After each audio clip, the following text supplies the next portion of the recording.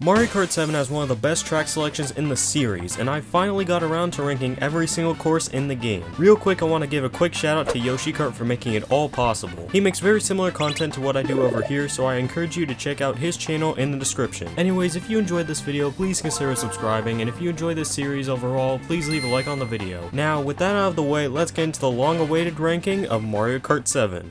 Number 32, Toad Circuit. Toad Circuit isn't a terrible course, but it is very mediocre nonetheless. Weirdly extravagant background aside, it consists of easy turns, a tunnel towards the end, and that glide ramp that will pop up halfway through the race. It's an okay start to the game. Number 31, N64 Luigi Raceway. We move on from one starter course to the other. From a remake perspective, they at least tried if that counts for anything. There is now a new lane with boosters to drive on, along with trickable ramps in the road. There's nothing wrong with it by any means, however there is much less to do here.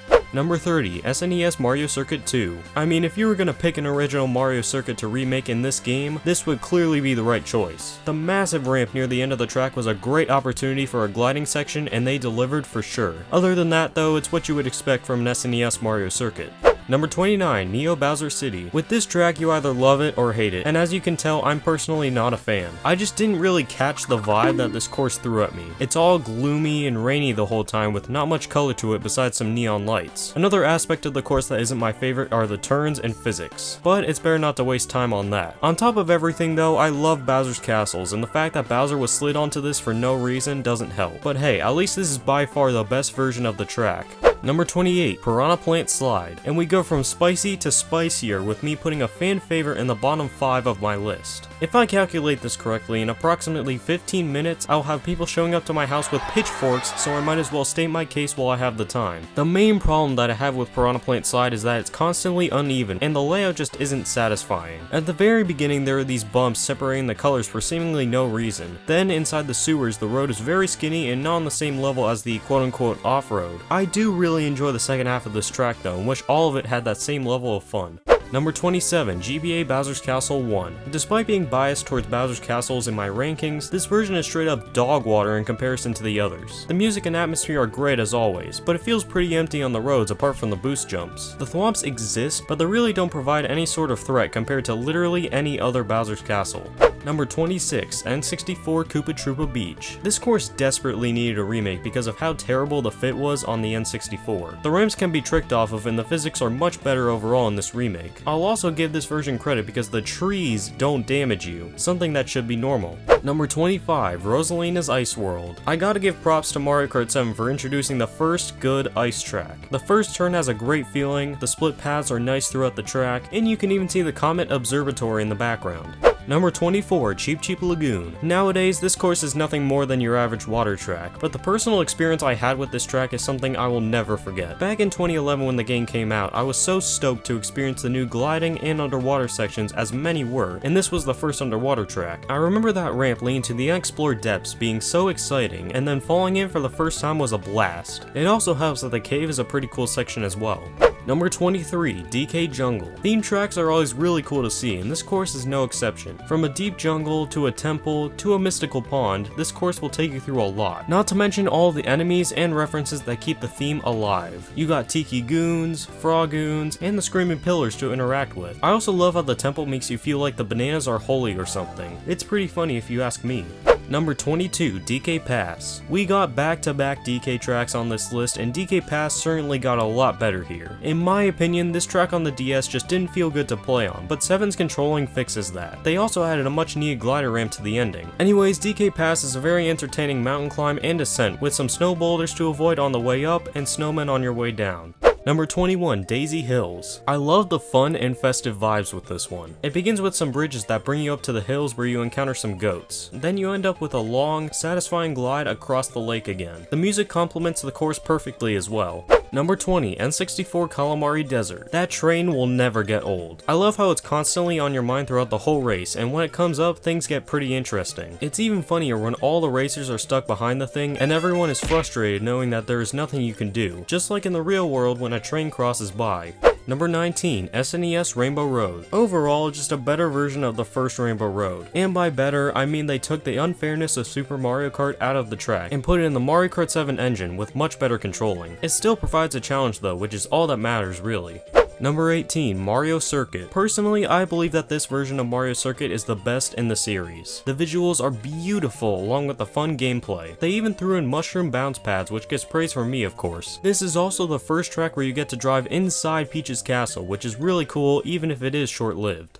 Number 17, Bowser's Castle. I feel like saying that I am biased towards Bowser's Castle sort of contradicts everything that I'm doing in this video, but I'm not really that blown away by the ones in this game. Mario Kart 7's version of Bowser's Castle starts off really well, with a glide over lava into the castle. It continues to be pretty okay until you dive underwater, which was pretty unexpected. However, that is the rest of the track, just driving underwater and then outside the castle. It doesn't sit well with me that this Bowser's Castle is only really a Bowser's Castle for 2 seconds. Number 16, Dino Dino Jungle. Dinosaurs are objectively cool, which means that making a Jurassic Park style Mario Kart track would be as well. Trying to get the item boxes under the dinosaur is a fantastic way of starting the race, and plus with Mario Kart 7's controlling, the bridge section is now possible, which is of course a plus for sure. Number 15, Koopa Cape. This remake is actually bad. The beginning is pretty fun as usual, and I could live with the glider ramp on the second section of the track, but they nerfed the best part of the track. They took the underwater section and made it into a real underwater section as they should, but they couldn't have rushing water underwater, so that was removed along with the rotating shockers. On top of this, the ending doesn't feel the same without the half pipe. The only redeeming quality is that this is one of the best tracks of all time.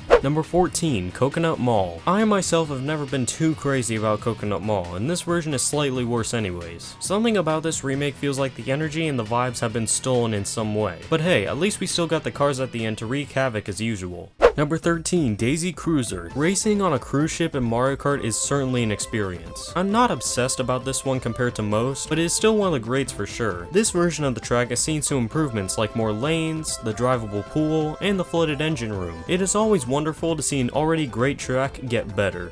Number 12, Shy Guy Bazaar. Talk about some banger theming. An Arabian Night similar to Super Mario Bros. 2 gives off mad Aladdin vibes in all the best ways. You go through a marketplace area, avoid some jars, and then fly with Shy Guys on magic carpets. An amazing Mushroom Cup course. Number 11, Luigi's Mansion. Speaking of Mushroom Cup tracks, we have one of the most well-known ones right here. This remake presents some added glider ramps and a visual upgrade, which is really all that was needed to be done. Number 10, Wario Shipyard. This is just a stellar underwater course all the way around. You get to explore a sunken ship with a small portion of Wario's totally legal and legitimate goods. The transitions between the ramped, gliding, and underwater sections are just fantastic and make this one a good time. Number 9, Mushroom Gorge. Even if Mario Kart Wii's engine especially made this course really fun, they still managed to somehow make it close to that level in this version. The mushrooms still feel great, and they introduce a glider mushroom to the left path for some added excitement. Number 8, Rock Mountain. 2 thrilling sections are presented with this track. The main one being that gliding ramp. That part is just so fun to go through because it feels like you're actually flying in a Mario Kart game. The section near the end with the falling boulders is also really cool because you get to zigzag between them. Number 7, Maka Woohoo. This is where the list gets extremely difficult to make. Maka Woohoo gives you an adventure taking place at Woohoo Island, which is the setting of Wii Sports Resort, one of the best Nintendo games of all time in my opinion. It almost feels like one of the last tracks of the game, with the sunset and climactic ending as you glide all the way to the Swordplay Coliseum. Number 6, Woohoo Loop. This is the same as earlier, however I prefer this version a bit more since there is just more interaction with the island. Heck, you start the race by driving on the red bridge for crying out loud. The traffic incorporated onto the track can also make things way more interesting as you go on your tour. Number 5, Maple Treeway. Such a good track to bring back. Maple Treeway takes you through trees in a beautiful forest during the fall. You will balance on tree branches, avoid wigglers, and explore the sights of the maple trees. The only issue with this one is that I honestly prefer the bridge over the glider section, but this move makes sense. Number 4, Airship Fortress. One of my favorites from DS, and they made it better in this version. I love how the bullet bills are more of a threat in this remake. It actually feels like you are being attacked. Anyways, you know the drill with this one. Drive on the ship, get shot into the fortress, and then spiral down back to the start. Number 3, Waluigi Pinball. Waluigi Pinball, while not at its best shape these days, has always been one of my favorites, and this version of the track just keeps it the way it's always been, which is perfectly fine. The pinball theming is just so cool, and they executed it very well. Number 2, Music Park. For a while, Music Park was my favorite from this game surprisingly. Feeling of driving on these instruments and making music is such a banger idea. There are also some really difficult turns and enemies to avoid, which makes it even better. Number 1. Rainbow Road. From a track perspective, this version of Rainbow Road is nothing short of dazzling. In fact, it's almost too good and too different to be a Rainbow Road. It's like a space mission where you get to explore all sorts of planets that are interconnected by the road, attempting to collect the coins as fast as possible. It is also a one-lap journey, which means you can only go through it once per race, which is honestly a shame given how good the track is. My only problem with it is that it's not really a Rainbow Road. The road, like I said, connects the best parts of the track and lacks the difficulty. Anyways, that will do it for this video. Thank you so much for watching, I hope you all enjoyed, and I will see y'all in the next one. Have a good one.